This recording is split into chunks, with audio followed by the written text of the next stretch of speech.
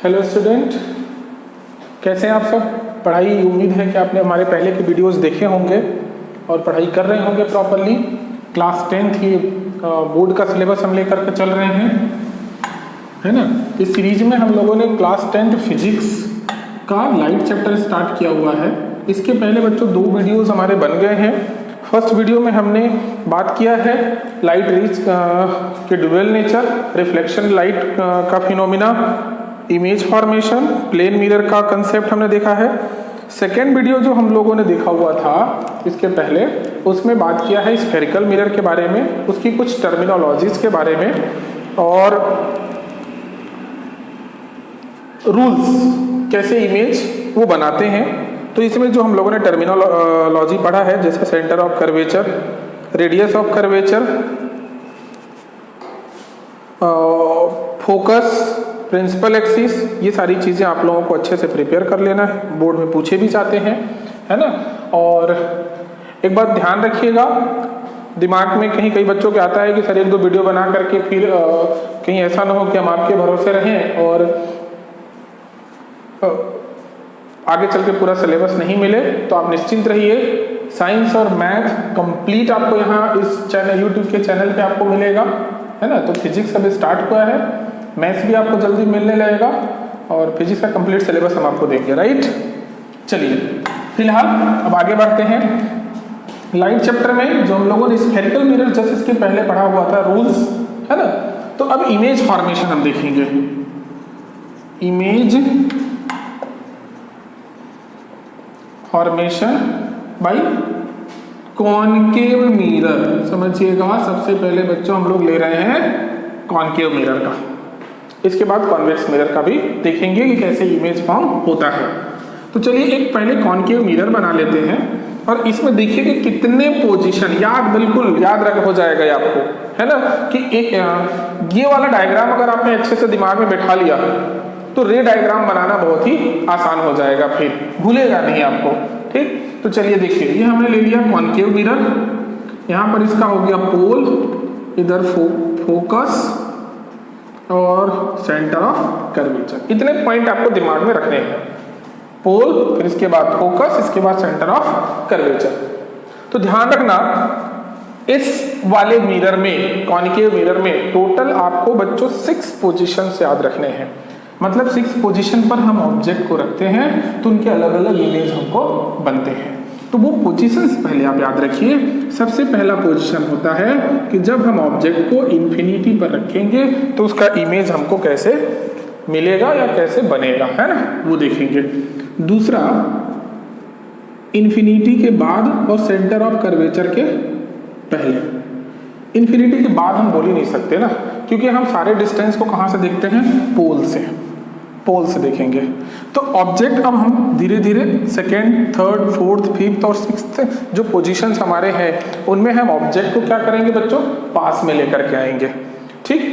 तो 2nd जो हमारा पोजीशन रहेगा, beyond the centre of curvature, beyond the centre of curvature, इसके जस्ट बाद। इनफाइनाइट तो हो गया, है ना।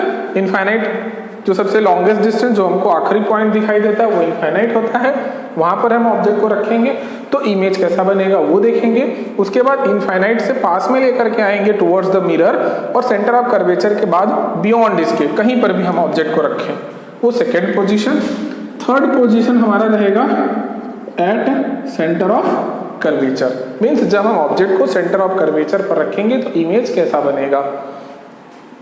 4th पॉइंट हमारा रहेगा बिटवीन, देखो ऑब्जेक्ट को और हम पास में लेकर के आ रहे हैं, ये सभी चेक पॉइंट्स हैं, इनफाइनाइट, फिर इन दोनों के बीच में, फिर सेंटर ऑफ कर्वेचर और इसके और फोकस के बीच में, between C and F। 5th point हम लेंगे एट फोकस, 6th पॉइंट हम ले लेंगे बिटवीन F एंड P, मतलब बिटवीन फोकस एंड पोल, ठीक। तो इसको दिमाग में रखिए। सबसे पहले सबसे लॉन्गेस्ट डिस्टेंस हमारा इन्फिनिटी, 2nd में ऑब्जेक्ट को और पास में लेकर आइए, लेकिन जो दूसरा हमारा चेक पॉइंट है सेंटर ऑफ कर्वेचर, उसके बाद ही रहना चाहिए। तो इन्फिनिटी और सेंटर ऑफ कर्वेचर के बीच में, इसको हम लिखते हैं beyond the centre of curvature, centre of curvature के बाद कहीं पर भी। Third eight centre of curvature, और पास में लेकर के आएंगे तो फोर्थ पॉइंट हमारा होगा सेंटर ऑफ कर्वेचर और फोकस के बीच में। ठीक, फिफ्थ ऑब्जेक्ट को रखिए फोकस पर, और सिक्स्थ में ऑब्जेक्ट को रखिए पोल और फोकस के बीच में। ये चीज आप इसको अच्छे से नोट करके और दिमाग में बिठा लीजिए। इसी के अकॉर्डिंग हम आगे अभी सॉल्व करेंगे। ठीक, कैसे इमेजेस बनते हैं और किस नेचर के बनते हैं, किस साइज के बनते हैं, और जो इमेज बनेंगे उनका पोजीशन क्या होगा वो भी हम देखेंगे। चलिए इसको मैं रफ कर देता हूं और वन बाय वन हम इसको देखते हैं। ठीक, सबसे पहले हम लेते हैं when the object is placed at infinity, जब इनफाइनाइट पर ऑब्जेक्ट हमारा रहेगा तब उसका इमेज कैसा बनेगा बच्चों, ये देख लेते हैं। दिस इज द पोल, यहाँ पर फोकस, सेंटर ऑफ कर्वेचर। अब समझिए, इनफाइनाइट पर अगर ऑब्जेक्ट है तो उस ऑब्जेक्ट को आपको बनाना नहीं है, वहां से आने वाली रेज को आपको बस इंट्रोड्यूस करना है। ठीक, तो वहां से जो आने वाली रेज होगी वो कैसा लेना है आपको, parallel to the principal axis, principal axis के पैरेलल आपको लेना है। देखिए कैसे, वहां से कोई एक रे आ रही है पैरेलल टू प्रिंसिपल एक्सिस, एक और ले लीजिए पैरेलल टू प्रिंसिपल एक्सिस। ठीक, अब जो भी पैरेलल टू प्रिंसिपल एक्सिस होती हैं आफ्टर रिफ्लेक्शन वो कहां से होकर पास होती हैं, फोकस से। ये ठीक, और इमेज बच्चों कहां बनता है, जहां पर दोनों रेज मीट करती हैं। ये बात भी हमने देखा था। ठीक, जहां पर रेज दोनों मीट करती हैं, तो यहां पर मीट कर रही हैं। तो इमेज का सबसे पहले तीन बातें देखना है आपको, पोजीशन, साइज, नेचर। तो पोजीशन कहां है, एट एफ, फोकस पर बना। साइज क्या है, पॉइंट साइज का इमेज बना है। किस साइज का, पॉइंट साइज्ड, या इसको बहुत ज्यादा छोटा तो इसको आप लिखते हैं यहां पर हाईली डिमिनिश्ड या पॉइंट साइज्ड। नेचर रियल क्यों बना, क्योंकि actual intersection of the rays है ये पिछले वीडियो नंबर 1 जब आप देखेंगे तो आपको समझ में आएगा बच्चों कि रियल क्यों होता है कोई भी इमेज। जब भी रिफ्लेक्टेड रेज का एक्चुअल इंटरसेक्शन होता है हम उसको बोलते हैं रियल इमेज। तो ये बना है बच्चों रियल एंड इनवर्टेड। ये तीन चीजें आपको हर बार बतानी है। ठीक, सेकेंड केस ले लेते हैं, when the object is placed beyond, याद अभी मैंने बताया था सेंटर ऑफ कर्वेचर के बाद, beyond the centre of curvature. तो इसका हमने इमेज बनाया, ये देखिए पोल, फोकस, सेंटर ऑफ कर्वेचर, और यहां पर हमने ऑब्जेक्ट अभी बना दिया ए बी। ठीक है, सेंटर ऑफ कर्वेचर के बाद जो हमने ऑब्जेक्ट को प्लेस किया है बेटा उसका हमको यहाँ पर इमेज कहाँ बन रहा है वो देखना है विद द हेल्प ऑफ रे डायग्राम। इसी को बोलते हैं रे डायग्राम। रे के हेल्प से चीज़ों को समझाना रे डायग्राम होता है। ठीक, तो चलिए एक ले लिया हमने पैरेलल टू प्रिंसिपल एक्सिस, तो ये रिफ्लेक्शन के बाद कहाँ से जाएगी, फोकस से होकर के जाएगी। ठीक, बात समझ में आ गई, सिंपल सा। अगर कोई भी रे पैरेलल टू प्रिंसिपल एक्सिस है तो वो रिफ्लेक्शन के बाद फोकस से होकर के पास होगा। दूसरी रे लीजिए जो कि फोकस से पास होती है, तो अगर कोई भी रे फोकस से पास होगी तो after reflection it becomes parallel to the principal axis. इस वाले पहली वाली रे का ठीक अपोजिट। अगर रे पैरेलल है तो वो फोकस से होकर पास होगी, और अगर वो फोकस से होकर जा रही है तो पैरेलल हो जाती है। तो चलिए ये रे हो गई पैरेलल, दिस वन ऐसे निकल जाएगी। अब दोनों मीट कहाँ कर रही हैं, यहां पर। ठीक,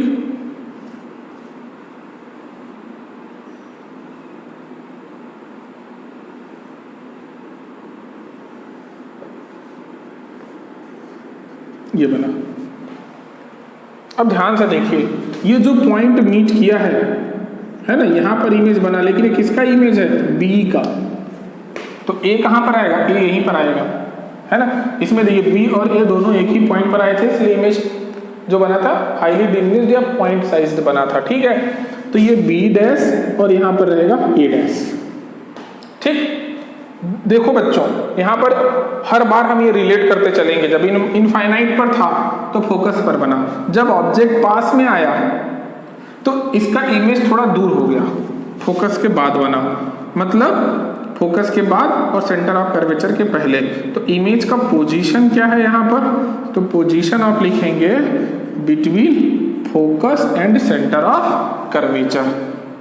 साइज पहले वाले से देखो साइज बड़ा हुआ है, जब ऑब्जेक्ट पास में आया है तो इमेज की साइज बड़ी हुई है, ठीक है, लेकिन अभी भी इमेज के बराबर नहीं है, पहले वाले से बड़ा है लेकिन ऑब्जेक्ट से छोटा है, तो सिर्फ हम लिखेंगे डिमिनिश्ड। पहले वाले में हाईली डिमिनिश्ड था। नेचर अभी भी एक्चुअल इंटरसेक्शन यहां पर हुआ है, that's why it is real and inverted. क्यों, बी देखो ऊपर था तो अब नीचे बन गया है ना। इन्वर्टेड और रिरेक्ट का कंसेप्ट हमने बताया हुआ है, तो ये हो गया रियल एंड इन्वर्टेड।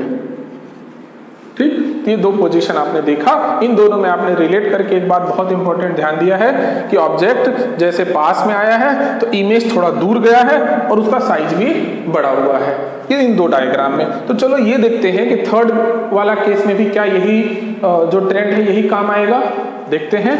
तो थर्ड जो हमने पोजीशन देखा था कि beyond the centre of curvature के, और जब पास में आएगा तो थर्ड पोजीशन हो जाएगा at the centre of curvature, eight centre of curvature, है ना।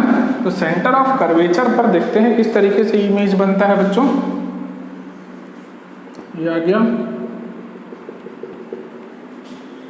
ये भी आ गया। देखो थोड़ा सा यहाँ पर रफ डायग्राम बनता है ना, तो रे का इंटरसेक्शन में थोड़ा सा वेरिएशन आ जाता है, इसलिए कोशिश करेंगे कि सही बने। तो थर्ड केस हमारा क्या है, ऑब्जेक्ट को हमने प्लेस किया है at centre of curvature A B. यहाँ पर भी दो रे हमको लेना है, एक ray parallel to principal axis after reflection focus से पास होगी, दूसरा फोकस से लेकर के जाइए, देखो ये गड़बड़ होता ही है ना। और जब आप प्रॉपर बनाएंगे तो आपको समझ में आएगा। ये सेकेंड रे फोकस से होकर, देखो first ray parallel to principal axis तो फोकस से होकर के पास हो रही है, सेकेंड रे जो फोकस से जा रही है वो after reflection parallel to the principal axis हो गई है। अब इन दोनों जहां पर मीट किए हैं वो देख लो बच्चों, ये बी डैश और ये ए डैश, है ना। सेंटर ऑफ कर्वेचर पर जब भी हम ऑब्जेक्ट को रखेंगे तो सेंटर ऑफ कर्वेचर पर ही बनता है। तो पोजीशन देखिए, इसका पोजीशन कहाँ बनेगा, जब हमने ऑब्जेक्ट को सेंटर ऑफ कर्वेचर पर रखा है ना।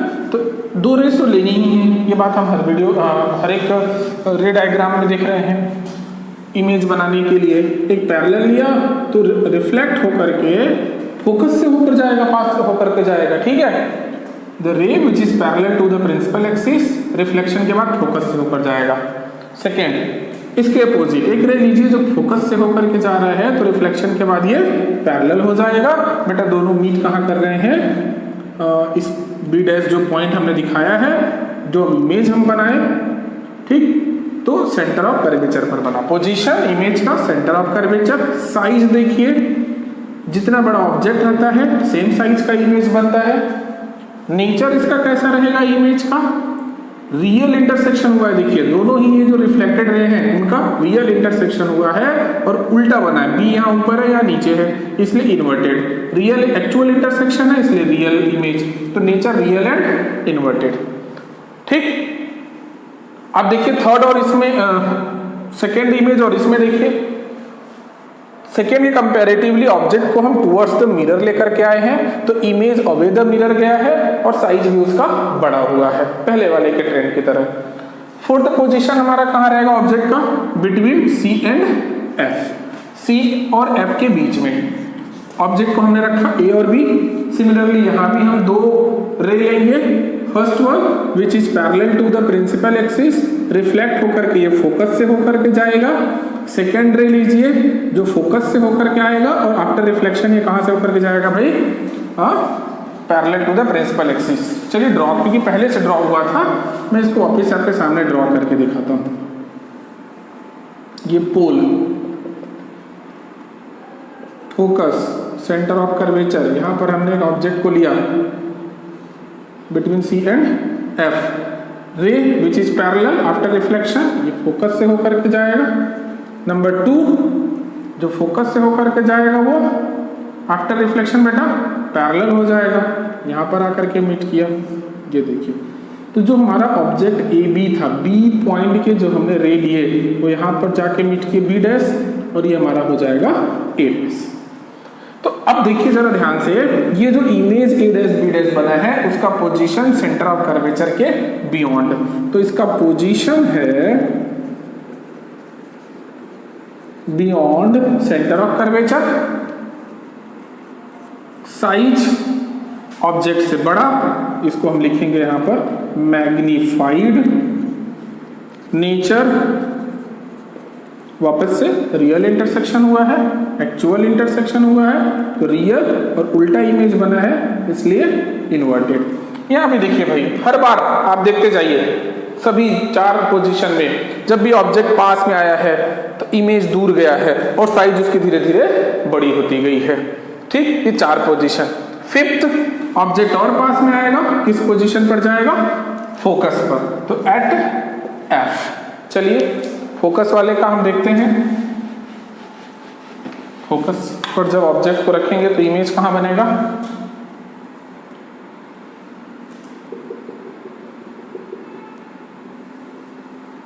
इधर फोकस, इधर सेंटर ऑफ कर्वेचर। ऑब्जेक्ट को हमने रख दिया भाई फोकस पर, ए बी। अगेन 2 रे हमको लेनी है इमेज बनाने के लिए, तो एक ray which is parallel to the principal axis, तो रिफ्लेक्ट होकर के जाएगा फोकस से। सेकेंड, अभी तक हम लेते आ रहे थे कि फोकस से होकर के। देखो भाई, आप बोले सर ये हर बार ऐसा क्यों कर रहे हैं कि आपकी एक पैरेलल और एक फोकस से? क्योंकि आसान लगता है। बाकी आप कहीं भी जितने भी लॉ आपने देखे हैं, किसी भी लॉ से आप रे को ड्रॉ कर सकते हैं, कोई गलत नहीं होगा। ठीक, दूसरा रे जो यहाँ पर हम लेंगे, ये हम मान के चल रहे हैं कि सेंटर ऑफ कर्वेचर से होकर के आ रहा है। इसका पाथ कौन सा है? सेंटर ऑफ कर्वेचर वाला। ये मतलब ऐसा रे है सेंटर ऑफ कर्वेचर। तो देखो, जब भी कोई भी रे सेंटर ऑफ कर्वेचर के डायरेक्शन से होकर आता है तो हमने बात किया था कि वो नॉर्मली पाथ होता है, परपेंडिकुलर वाला। तो ऐसे केस में रे जो होती है वो सेम पाथ से रिटर्न हो जाती है। ये सेम पाथ से रिटर्न हो गई। अब देखिए, ये जो दोनों रिफ्लेक्टेड रे हैं, ये कहां जाकर मीट कर रही हैं? आंसर है सर ये कहीं भी मीट नहीं करेंगे। क्यों? क्योंकि दोनों रेज पैरेलल होती हैं। तो पैरेलल रेज कहीं इंटरसेक्शन करती नहीं है, लेकिन हमारा एजम्पशन होता है कि जाकर के इनफाइनाइट पर इंटरसेक्ट करेंगी। तो इनका जो बेटा पोजीशन है वो कहां है? At infinity. साइज आगे चलती जाएंगी, और ये जो प्रिंसिपल एक्सिस से आप डायरेक्शन उसका साइज बनाओगे तो बहुत ही बड़ा, ये हो जाएंगी हाईली मैग्नीफाइड, और nature again real and inverted. ये 5 पोजीशन आपने देख लिया। 6th पोजीशन एफ और पी के बीच में, बिटवीन फोकस एंड पोल। बनाइए डायग्राम। ये हो गया पोल, ये हो गया फोकस, ये हो गया सेंटर ऑफ कर्वेचर, है ना। तो ऑब्जेक्ट को हमने रख दिया बिटवीन एफ एंड पी। एक रे लीजिए यहां पर भी again, which is parallel to the principal axis. तो प्रिंसिपल एक्सिस की रे अगर पैरेलल है तो कहां से होकर पास होगी? फोकस से। Very simple. कहां से होकर पास होगी? फोकस से। कंसेप्ट वही है।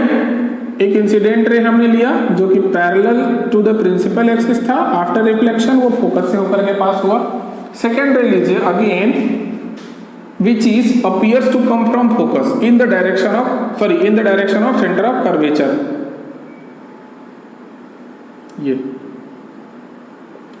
सेंटर ऑफ कर्वेचर के पाथ से अगर कोई भी रे आ रही है यहाँ से सेंटर ऑफ कर्वेचर, तो अगेन वो रिटर्न हो जाएगी इन द सेम पाथ। चलिए देखिए, दोनों रे बेटा यहाँ तो डाइवर्ज हो रही हैं। क्या हो रही है? दोनों रे डाइवर्ज हो रही है। अगर दोनों रे डाइवर्ज हो रही है तो क्या कभी मीट करेंगी? क्या आंसर है वो कभी भी मीट नहीं करेंगी। तो ऐसे केस में हम क्या करते हैं, इन दोनों रेज को पीछे बढ़ाते हैं, और जब पीछे बढ़ाएंगे तो कहीं इधर मीट करेंगी और ये बन जाएगा A डैश B डैश। अब देखो एक बात, अभी तक के इमेजेस में आप देखोगे B डैश नीचे बनता था, ठीक? क्यों? क्योंकि वो जो रेज आकर के मीट करती थी वो B पॉइंट वाला होता था। यहां जो देखो मीट कर रही है ये B पॉइंट वाला, जहां मीट करेंगे वो B पॉइंट रहेगा, ये ऊपर वाला A और ये B, तो B का B डैश, A का A डैश, ठीक है? तो बिहाइंड द मिरर पोजीशन कहां है? Behind the mirror. साइज कैसा है? ऑब्जेक्ट से बड़ा, इसको हम लिखेंगे मैग्नीफाइड। नेचर कैसा है? अभी देखो एक्चुअल इंटरसेक्शन नहीं है बच्चों, अभी कैसा है यहाँ पर हमने इसको पीछे एक्सटेंड करके बनाया हुआ है। मतलब ये होता है इस इमेज का मतलब वर्चुअल एंड इरेक्ट। इरेक्ट क्यों? क्योंकि ऑब्जेक्ट का जो अपर है इमेज का भी वही अपसाइड रहता है, तो वर्चुअल एंड इरेक्ट। इस तरीके से आपने सभी 6 पोजीशंस आपने देख लिया, ठीक? चलिए इसको जरा एक टेबल के थ्रू हम समराइज करते हैं कि सभी 6